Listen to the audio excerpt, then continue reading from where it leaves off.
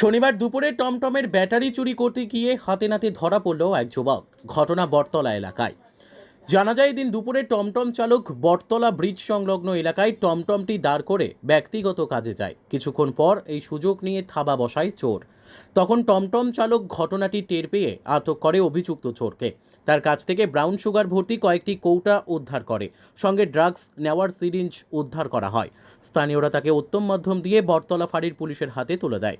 কিন্তু সাধারণ মানুষের গণধোলায় অভিযুক্ত যুবক রক্তাক্ত হয়েছে।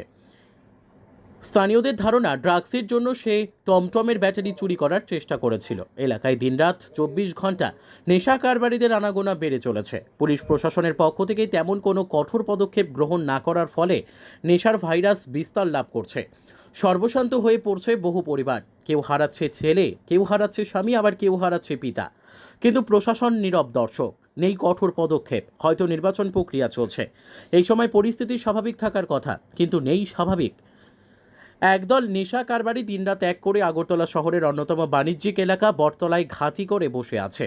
অকালে ঝরে যাচ্ছে বহু তরতাজা যুবকের প্রাণ। 35 নাম্বার ফিলারে না আমার গাড়ির থেকে ব্যাটারি ফিলারে তো লাগছিল। কি গাড়ি? টমটম। টমটম। তারপর কেমনে দেখছেন? আমরা পার্কিংয়েরাই সবাই মিলে দেখছি। মানে কেমনে দেখছেন? ওই তো এখানে গাড়ির থেকে ঘুরতে লাগছে, তার দিয়ে একটা ঘুরতে লাগছে গাড়ি।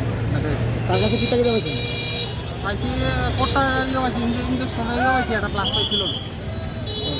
কিসের গাড়ি? কি গাড়ি? টমটম। Bureau report, news daily Bharat.